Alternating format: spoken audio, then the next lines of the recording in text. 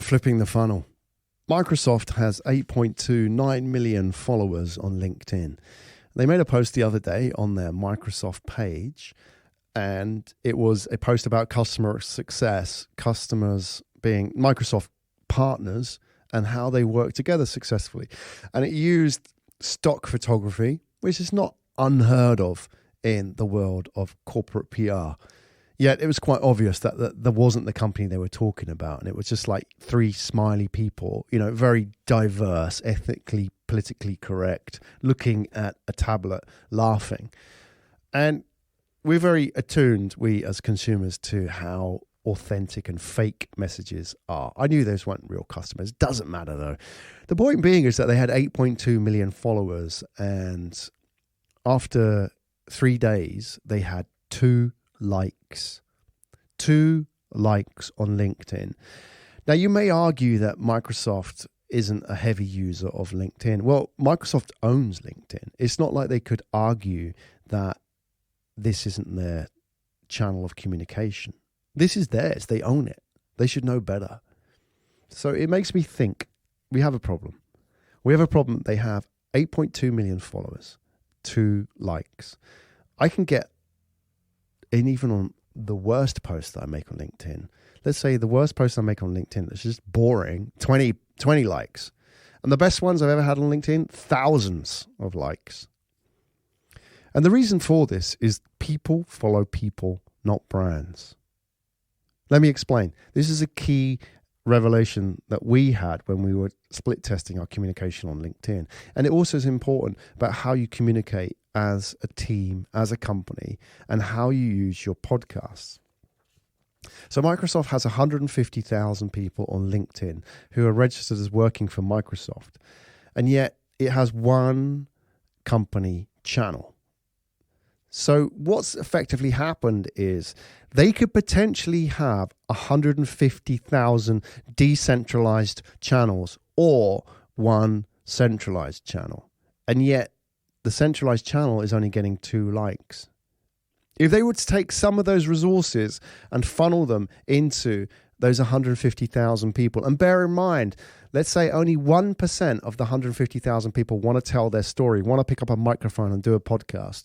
That's still 1,500 people. And 1,500 people each know 150 people, right?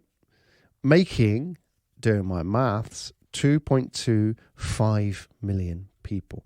My point being is if Microsoft were only to empower 1% of their people to tell their stories in an authentic and engaging way by creating podcast content and sharing it on LinkedIn, those 1,500 people would effectively reach in an authentic and engaging way 2.25 million people.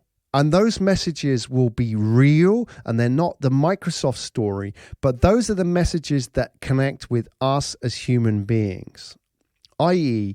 your story. I don't want to hear about the Microsoft story. And quite frankly, it doesn't matter how good the brand is. We want to connect with people. So if you're a Microsoft person, why I connect with you is not because of what Microsoft just launched this week, but of your story. And then through that, I will connect with Microsoft. Let's say I see you working on a project. So you are there working on a project with your team. It looks interesting. I like the way that you talk about the project. I like the challenge.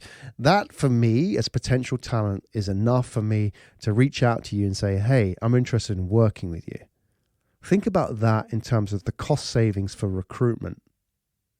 If I see Microsoft people talking about their projects and using the Surface Pro, not telling me, forcing the message upon me about how great the Surface Pro 6 is, I'll find that out.